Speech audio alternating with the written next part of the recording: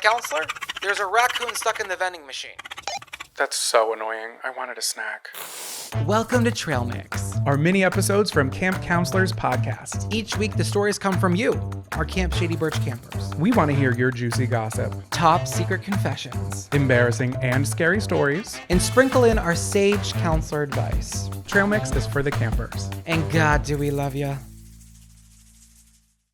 Hey, happy campers! Welcome back to Trail Mix. Our mini episode where we read listener-submitted stories. Very fluid. You didn't flub it up. Thank you. It only took me 18 weeks to figure it out. I know, but it was great. I feel like you didn't even practice before we hit record. Yeah, I don't know what it is, but when it comes to like when I have to say that, I'm like, wait, what is this? I know, and what am I to say? I'm really just saying Trail Mix. Like you really have like the kind of the intro to like what the show is. It's a lot of syllables, but it is the cross I bear. So really exciting, campers. This is like kind of like Trail Mix tea. We just recorded a Patreon episode right before doing this. It's already up. So if you're on Patreon, you already saw it. But we've been getting a couple like spicier stories that people have submitted for Trail Mix that we thought were a little what's the term? NSFW, not safe for work. Yeah, like not sexual, but like just in terms of like, oh, this is either going to get us sued by a celebrity for defamation or like, oh, this camper really had an intrusive thought and like maybe shouldn't have acted on that in a criminal sense, but like I did enjoy reading it. So like that's up there. So if you like are in like, well, some campers like don't really care about like, I don't know. Right. This is a different kind of format for the show. It's a lot of storytelling. Right. But I will say we just like slayed that storytelling. We gave her hot juicy tea. So I'm excited about that. So that's up on Patreon if you've been kind of like considering to like be a part of it. So that's Cabin 5. Anyways, we have a really, really exciting show for you today. Kind of fun. We have a segment by chance from each of the 4 categories. And that's what's fun about Trail Mix. Sometimes it's all a handful of M&Ms. Sometimes it's a mix of all of it. Yeah, you got the M&M, got the peanut, got the dried cranberry, and even the walnut. I fucking hate walnuts. You do? Yeah, I hate walnuts. I hate pecans. We were just talking about, let's talk about pie for a minute. This is a real thing I'm about to tell you guys, and I think a lot of people aren't going to believe me. I've never in my life ever had a slice of cherry pie. If you do eat a slice of cherry pie, you're not going to be into it. But there's nothing more Americana. Apple pie. No, well, apple pie is for like the Bible girl. Cherry pie is for the girl washing the car. Oh. And I'm a girl that washes the car. Cherry pie does have a really nice aesthetic. Like I like the pie that has the lattice over the top, like a lot of care and attention versus the apple pie that doesn't have the crumble on the top, but just like is flat and has like the little nipples. Well, and then apple pie, it's like it's not a gorgeous color. It's kind of giving beige excellence. But and it sucks because I like you're saying, I really enjoy the aesthetic and the look of pie, but I'm not into like mixed wet fruit like that. I'm not into cooked fruit in that capacity. I don't like pie crust. I don't like the texture, and I'm a custard girl, you know, and that's who I've been. I've been very honest with that. Well, you've had like a mousse pie. Well, there's a chocolate component. The chocolate always rises to the top. Like I'll eat a chocolate cream pie. I'll even have a slice of a pumpkin pie because pumpkin pie has the consistency of a custard. That is true. It's puree. It's a puree. There's a softness. There's a silkiness of it. But what I don't like, I've had a blueberry pie. I've arrest me now, campers. I've been honest about that. But I've always wanted to try cherry pie. I know I'm not going to like it, but it's just gorgeous. Around the holidays, my dad always eats mincemeat pie, and I don't know what it is. I tried it. What is it? At Thanksgiving. I feel like I ask every year, and I always get a muddled answer. It's not meat. It's like fruit. Nuts and like wet syrup. Yeah, it's like dried like kind of fruits. It was a big joke at your Thanksgiving 2 years ago or 3 years ago, whenever that was, the first Thanksgiving I spent with your family, and your uncles were doing it, your dad was doing it, and everyone was like, "Oh, Zach, do you want to try?" And I was like, "Yeah, like I'm just trying to like join the family here, and I'm like trying to like get some brownie points." Did I like it? No. Am I a brown noser? Am I a bootlicker? Maybe. So what can I do? True. Okay, should we get into the stories? Yeah. Do you want to go first? Yeah, I've got a story about a camper who took a soapy approach to attracting a guy. I have advice for a camper whose statistics course just got a little spicy. And a camper whose package really had us kicking our feet. Oh, and I have a camper who became a celebrity at her grandmother's retirement home. Let's get into it. This is a really big secret. Thank God we're on a body of water. This is Confession Canoe. Welcome back to Confession Canoe.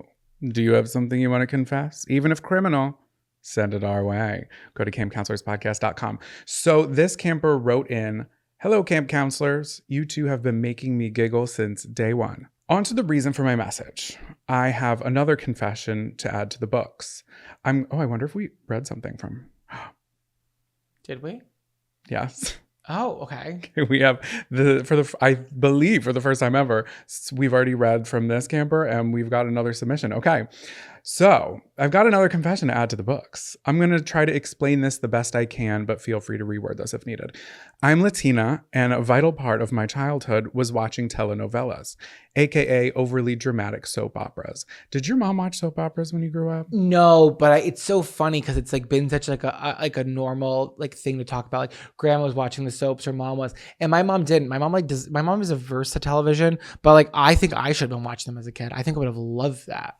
My mom always watched All My Children. That was constantly on in our house. Either that or General Hospital. Oh, okay. So back to back. I couldn't pick up on any of it. I was like, why does this like look so weird? Because you know how they have that look where it looks like it was just filmed on a camcorder? Yeah, like they're editing it and filming it all on the same day. Yeah, because they're like, we have one take. We have so many stories we have to tell. And it just keeps going on for some reason. What was that show? Not to sidetrack, but to sidetrack really quick. There was one show that's now on a streaming service. And I was like, that's interesting. I would love to start it from the beginning. Oh, I think it was All My Children. I think it was on HBO Max. I know what I'm doing later. Yeah, or it was, I think it was All My Children. But it's like, where do you pick up? Can you just pick up somewhere and put the pieces together? Or it's like, oh, when the long lost twin sister comes into town, you have to like figure it out as you go. I don't know. I've never seen them. I feel like it's right up our alley. Anyway, so a pivotal part of our camper's childhood was telenovelas. Every evening, my mom and I would settle into our living room and devour each twist and turn.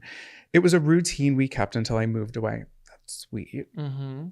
At times when a character on the show, usually a man, saw his true love, usually a woman, for the first time and, quote, fell in love, the entire scene would suddenly halt and the woman would be in slow motion as the man stared, yearning for her. I hate that word. I like it. And I like the idea of like having like your life slow down when you see the love of your life. Like, ooh. Is that how it felt when you saw me for the first time while I was parallel parking? No, I was like, I'm about to go back upstairs. You were like, I can't do this. You were staring and intimidating, I will say. Forgive me, for I have sinned. You have, and I do.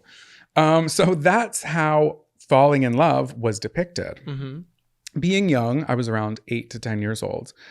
I thought what I saw on telenovelas was real. So maybe if I walked in slow motion in front of my crush at school, could I trick him into thinking he was in love with me? Well, that's exactly what I did. For a solid week, whenever I saw this boy at elementary school, I would slow down every time. It didn't matter what I was doing. If I realized he was there, I basically channeled my inner sloth and willed him to look back at me. Spoiler alert, it did not work. What ended my Delulu phase was when I was in front of him in line for lunch and he asked me, being somewhat annoyed, "Why are you moving so slow? Like, what is wrong with you?" She's like really trying to seduce him. And he's like, get going, girl. I need to get my pizza stick. I might as well have evaporated into air. I was so embarrassed. He was my first ever crush, and I still cringe at the memory to this day. Needless to say, I stopped believing what I saw on TV, and the magic of telenovelas dimmed a little that day. Oh. You live and you learn. Yours truly, the girl who lied about finding a puppy in a trash can from episode 7. First off, if y'all did not listen to episode 7, that may have been because that was when we were still kind of like incorporating all of these into the main show. Yeah, into our main episodes. And that story was crazy. And she had the photos to back it up. Go listen to it. I will explain no further. But did you ever do anything stupid for a crush that you can think of? I know I'm like putting you on blast right now. No, because I think I was just trying to avoid being gay. Rumors. Mm-hmm. You know what I mean? It was like the rumors and the nastiness. Like I don't think anyone was genuinely having a crush on was a boy. Yeah. But no, I don't think I did anything crazy for a crush. Yeah. No, I would have to think about it and I probably wouldn't speak it out loud. It's okay. But yeah, episode 7, that's a really funny story, the telenovela. But I have to say, her episode at 7 entry, I couldn't remember it vividly. It was such a funny story about that dog. Are we qualified to be giving advice? No. Are we going to do it anyway? Absolutely. Welcome back to Dear Counselors. This is the part of the show where we read submissions from you for advice.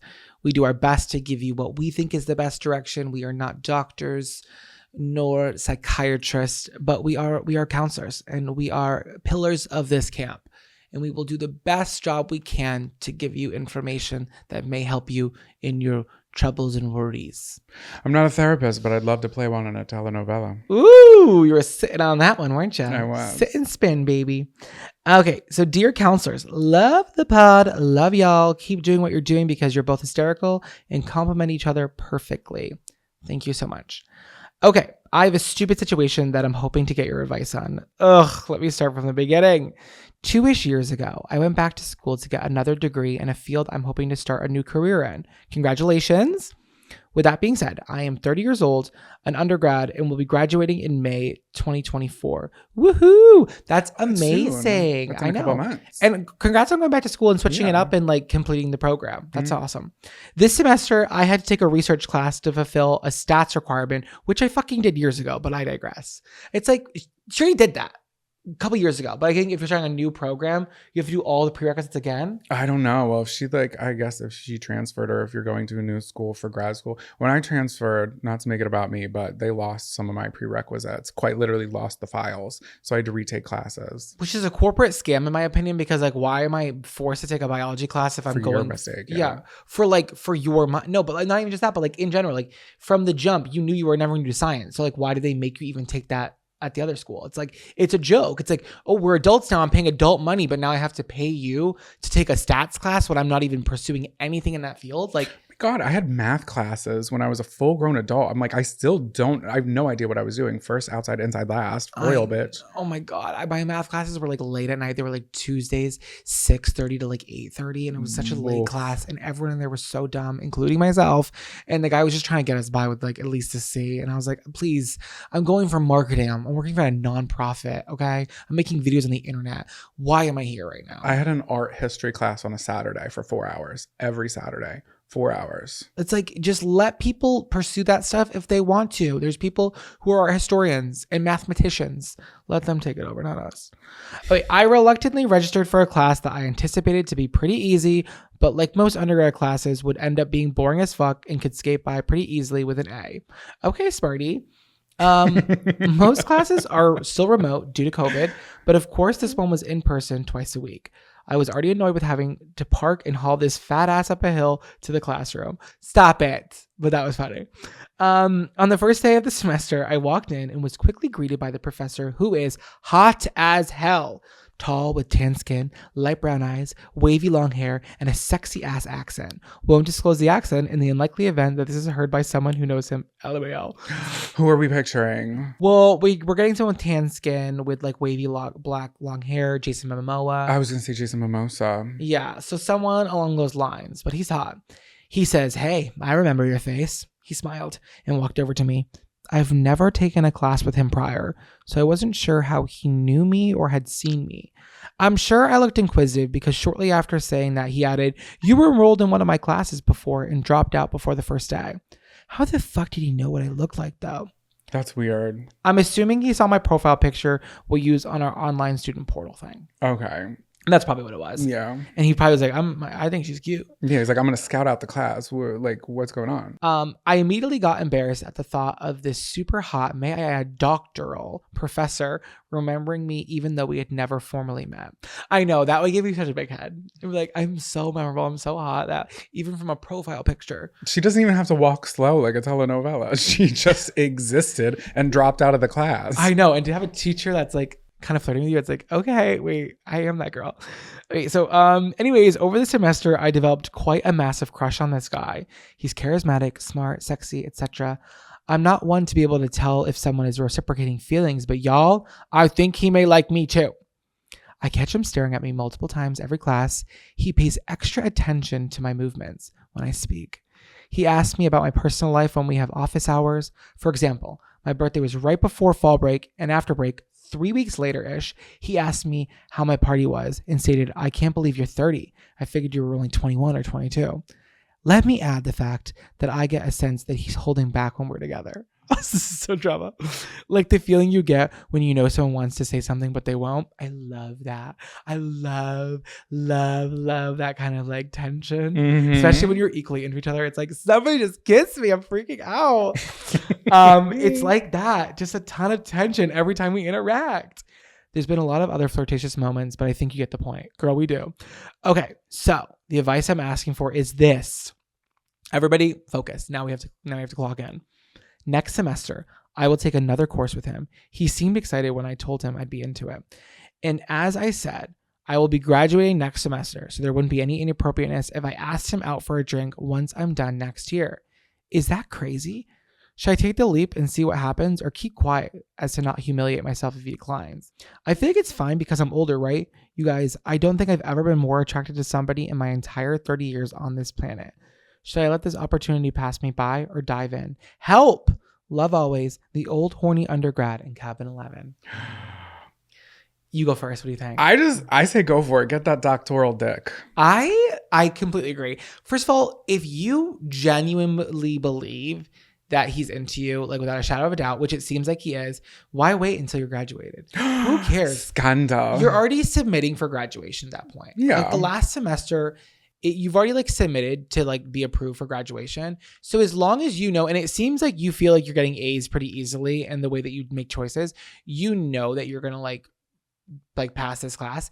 If you feel like he's definitely going to say yes, I would just do it now. Why are we waiting? Yeah. Life is going by at an alarming rate. Just hop on the doctoral D. We're all adults here. This is grad school, right? She's in grad school. No, she's in undergrad. She's on her second undergrad program. Sorry. Her second bachelor. Okay, yeah, but we're all she's older 30. here. She's 30. We're in college. This isn't like a weird high school teacher thing. This is professor. I know. And just like, could you be okay with the fact that, like, how do you handle rejection is the real question. You know what I mean? Like, I handle it terribly.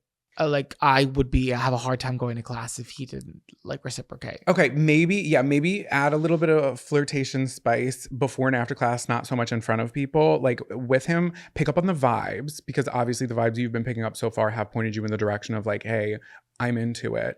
And then I don't know, just shoot your shot. Maybe wait till class gets like till class is about to be over. Well, it's kind of interesting. So she wrote this in, I believe, in the middle of December.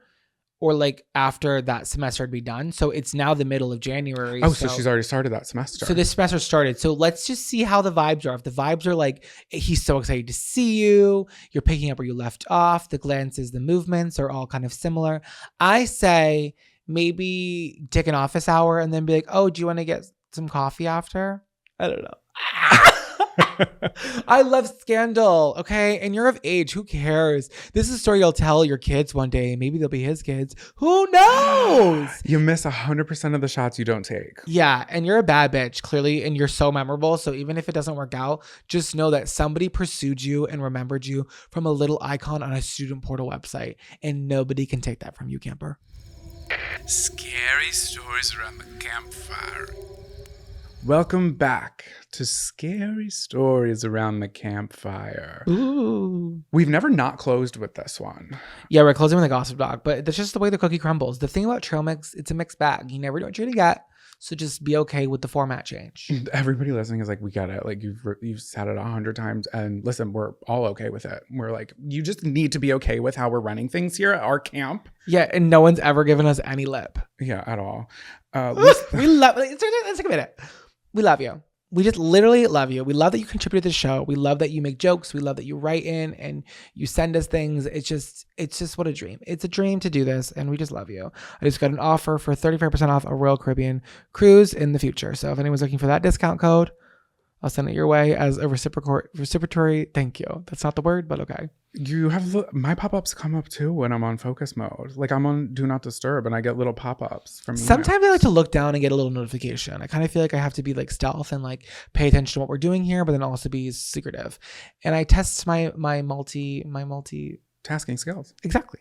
I hate when I'm on my phone and a notification, like I'm about to tap something at the top of the screen and a notification pops up. Like I've had it on TikTok where I've followed people because it'll say follow back, and I'll go to click my like the home button or something up in the upper right corner to get like stats or something to send my manager, and I will follow somebody, and then I'll be like, oh, well, this is awkward. Now I have to unfollow you because you don't post anything and I don't know who you are. Yeah, well, notifications. Am I right? Oh. All right. So let's get into this. This is our scary story. Hey, counselors. I just had the most embarrassing experience of my life, and y'all were the first thing I thought of after I had emotionally recovered from the situation. Thank you for thinking of us.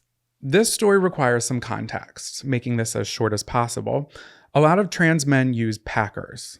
Do you know what Packers are? I think if someone asked me that was trans, was like, oh, do you know what a Packer is? I would put two and two together. But if you just like said the word by itself and was like, what's a Packer? I don't think I get the context. But in like within the trans community, I think I like completely can make the context. Right. Like my head goes to Green Bay because I love sport. I love sport. I like this Packer better. Or fudge Packer. Anyway, they're intended to be an artificial bulge that people don't see since it's under your clothes, but a lot of them are very realistic. I made a crochet one that's much less realistic, but recently my ex-boyfriend gave me a realistic one as a joke. I don't usually wear them, so I left this realistic one at home after I received it. I live alone, so it shouldn't have been an issue, but this is where things get interesting. I live in an apartment complex where maintenance will walk into units whenever they please. They've walked into my room when I was asleep. That sounds absolutely illegal. Oh my God, absolutely illegal. But the problem is that when people have issues with housing like this, it's like, what do you do? Complain, they ask you to leave, and then it's like, oh, well, I can only afford this place. It's like you're just like stuck in this terrible situation. But it's like maintenance should never be coming to your house. I think legally they have to give you like 24 or 48 hours notice before they even show up. If I was sleeping in a maintenance man show, I would literally like call a lawyer, but then that costs money and you can't afford that. It's like we're all stuck in this vicious cycle of being abused and like taken over by an oppressive system called the housing market. Thank you for that. Refreshing and true. Okay, so walked in while I was asleep and have walked in on my neighbor having sex. They also let my cat out of the unit multiple times, and somehow it's totally legal. I ended up getting right. It's not. They're lying to you. And I hope Whiskers is okay. Unless you sign something in the complex that was like, if maintenance comes, like they kind of just have to do what they have to do within their window of time. You know what I mean? I don't know. I don't support it though. I ended up getting a deadbolt for when I'm home, but can't really stop them when I'm not there. Anyways, while I was gone, I got a call from the landlord saying that maintenance had let my cat out again, but they had got him back in, but wanted to let me know. Our camper then goes on to explain that the reason maintenance was coming over was because they had a stacked washer and dryer situation, and the dryer had fallen off because it wasn't secured and basically put a giant hole in the wall and probably broke the dryer, I assume. It's so funny because I never thought that you'd have to secure that. But like, yeah, as a dryer is in the washing machine, they're both like just shaking. It's like, yeah, they probably have to be. Yeah, my old washer and dryer, remember how loud that would get? The stacked one? And it was small. It could do like a half a load. Yeah, you put 4 t-shirts in it and it was like, please, I'm so full. No more Thanksgiving. Yeah, no more Thanksgiving. It was like, the drum is off balance. I was like, well, balance it. I can't do anything about it. I always try my best and it never seems to be good enough. Okay, so as you can tell, maintenance kind of sucks. Now is when it's important to mention that this realistic packer can attach by suction. Before I left, I suctioned it to the front of my dryer. I don't know. I wanted a dick on my dryer, I guess. Listen, I've done that. Yeah, like what else are you gonna do? It's got a suction cup. You have a big metal wall there. Let's throw it up there. You know, it's aesthetic, I think. With the dent in the wall being directly across from the dryer, they absolutely saw the dick suctioned to my dryer. Most trans people would see that and know that it's just a packer, since it's very clearly a small, flaccid replica. However, these cis men who perceive me as another cis man absolutely assumed that it was a strange dildo. I don't really blame them, since anyone who isn't familiar would see any replica dick and assume that it's for sex, but still. I've heard horror stories of people leaving their sex toys out for other people to find, but it hits so differently when you're the only one who knows that it was genuinely not a sex toy and was actually given to me as a joke. I hope you were able to be as entertained by my humiliation as I am. I'm hoping that they were too weirded out by my dryer peen to come again without warning. Hey, that's a good point. Yeah, here's the win here. I like that perspective. Much love, the boy in cabin 6. with the dryer dicks. Yeah, I feel like they should never be entering your place without asking you first. And if they had to see a little flaccid coccioli on the dryer, well, so be it. Maybe they gave it a high five and a little sayonara kiss on the way out. Who knows? Maybe they were into it, but they probably did not know it was a Packer. But who knows? Maybe they knew. We don't know. Something similar happened to me. What happened? So when I was in college, I lived off campus, Temple University, and my landlord had hired this company, and they would have like random students come in and give tours to like families who were, you know, sending their kids off to college and living off campus, basically just doing tours of the apartments. And sometimes they would give us like a week window, and we would just kind of have to keep the place tidy. Again, like a giant window. And they were like, hey, someone could come at literally any time. And if you're not home, oh well. So I was working on an indie film with my friend Kevin, and one of the props was this like obnoxious orange colored dildo, and it was simply a prop, and I had suction cupped it to the middle of my coffee table. And I didn't think anything of it, because also once it's there for like a day, it just becomes a part of the room. Like, Isn't that funny? It just becomes part of the room. So a family walks in, and I'm sitting in the living room by myself, and it's like a family of 4, and then the girl who's giving the tour, and I'm like, hi, come on in. And then I immediately realize there's a giant dildo suction cup to the middle of my coffee table, which has nothing else on it. The entire family, the parents, and both kids, look at it, and I'm like, how do I explain it? How do I explain it away? Like, oh no, I'm in film school. I swear it was just a prop. It's just a joke. Like, I don't use it. You can't say anything. I couldn't say anything. So No, what are you gonna say? Yeah. I just ignored it. And then you can't pull it away. No. Because then it's like, well, don't look at this, look at this, look at this. Right. So then when they were down the hallway, I moved it. And then when they came in to leave, I did see the eyes grace the table, and they realized what I had done. And it was like, what can you do? Yeah, what but can the you do? thing is, though, when you're going on a college tour, they probably loved it. They probably thought like, hey, well, this is what we're signing up for. This is adulthood. People get freaky leaky D. The parents were not into it. Oh, you're gonna tell me that's the first time they had seen a dildo? Not Listen, with their dill do kid dildo, during dill that time. don't care. Keep it on the table. That was clever. That was something that you would say. I'm getting smarter, everyone. Yeah, who cares? I'm so sex positive. Keep it out. Keep the Packer on the dryer. Keep the dildo on the table. Everyone, love your body. Love it all. Get out of the water and onto the dock. You're not going to believe what I just heard. Welcome back to Gossip Doc. This is the part of the show where you're spreading tea about someone else or yourself or just a general story. Kind of like Fashion Canoe, but a little different. I don't really know anymore. Hi, counselors. You were talking about the spotted lanternflies in the show, and it brought up a memory for me when I made my grandmother the hottest talk in her town.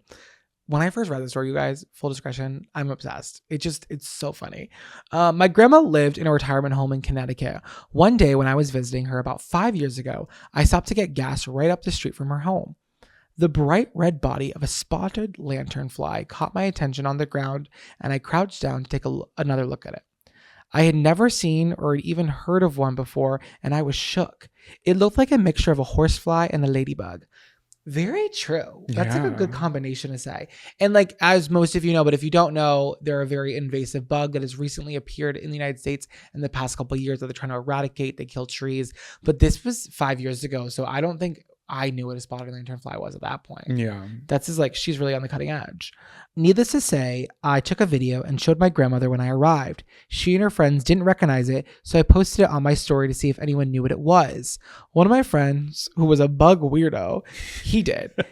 They alerted me right away that this was an insanely invasive bug and I needed to report it to the CDC. I thought he was being dramatic, but he said if I didn't do it, he would. He's like, get this on the CDC website now. And she's like, chill. And he's like, I will do it if you don't. So she's like, okay, this is serious. So I gave him the info and he reported it. The next morning, I get a call from the CDC. They can do that? Yes. Remember I was just talking about how like my first time calling 911 was like a mess? Yeah. Like imagining a call from the CDC. Yeah, like what do you do? The Center for Disease Control. That's scary. That's crazy. They wanted to know everything about where I was, how the bug was acting. Was he happy? Was he mad? Was he cunt? Was he serving? Oh my God, he was wearing a little bodysuit, latex. If I saw more, like was there multiple, whatever. I ended up taking no less than 3 calls from the CDC people and also some random local reporters. This is crazy. Like she's becoming the talk of the town. The CDC ended up coming to do a field visit of the gas station in nearby area, including my grandma's home. She was it girl that week because her granddaughter was the one who reported the bug and was causing all this commotion. She had the juicy scoop and an exclusive video of the bug on her iPad. Somebody called TMZ. Gam Gam's got the bug on the iPad video. Gam Gam has like her watermark across it. Gam Gam's photos. It turned out that the lanternfly I saw was the second lanternfly to ever be reported in Connecticut, and the story made the news and the local paper. This really was cutting. This was cutting edge. This is crazy. My grandma ended up framing the newspaper, even though they never mentioned me by name, just local girl, not to be confused with Princess Girl, and hung it outside her room to show off to her friends. She was living for the updates, and so were all her friends in the home, and it ended up being one of her favorite stories to tell. That is so sweet. That is such local girl behavior. It's such local girl behavior, and it's like so crazy how like just being a little nosy, being a little like I don't know, like this is giving Gossip Hound. Like a Gossip Hound has to share information on the story. Like that's just what it is. So I hate those nasty little lanterns. I always step on them. I'm doing my part. Are you? Yeah, but I didn't know about lanternflies until like 2-3 years ago. Definitely not 5 years ago. Pennsylvania had a really bad problem years ago. They so I knew were of the them. initial like site. Like you guys were. Oh, you blessed guys. be. Someone brought them to you. Yeah. So, sorry, it wasn't me. I swear. But so yeah, so you knew about them, but they were not even in Massachusetts up until like a year ago. They were so bad, like during COVID, especially when like we weren't going outside that much. They would just be all over our stairs, just everywhere. It was really nasty. I'll never forget being in New York and we saw this like corporate businessman in the middle of the financial district take off his loafer, and then he used the hand with his loafer and smashed a lanternfly. So you could have simply just kept the shoe on and stepped on it. I don't know why he needed to do that whole motion. His socked foot was directly making contact with the ground in New York. It also is a bug, so the force at which you need to hit a bug to kill it is not insane. He had some sort of aggression he had to get out. He threw that shoe down at such a force that it took my breath away. I had to sit down. I was dizzy. That was revenge. Yeah, there's a story there. Someone said something awful to him that he couldn't rebuttal because it was a superior in his job, and he had to take it out on that lanternfly. And he had his dog with him, and the dog was like, "What the fuck are you doing?" Like he had his ears back, and he was like, "Dad, stop, please." You're embarrassing me. My God. Anyways, if you see a lanternfly, kill it. But if you saw one 5 years ago and you didn't say anything, you could have been in the newspaper too. So that's on you, Camper. Great episode. Yeah, write in the weird, stupid reasons you were in the newspaper. Yeah, that's fun. It doesn't always have to be something crazy. Like it can just be as simple as finding a dildo on your dryer, stepping on a lanternfly, falling in love with your teacher, or walking extremely slow. Yeah. Telenovela style. So please write into campcounselorspodcast.com or just send us an email to campcounselorspod@gmail.com for any of our segments. We love you so much. We say the same thing every single week. We will see you next Monday. We'll see you Wednesday. And with that being said, lights out, campers.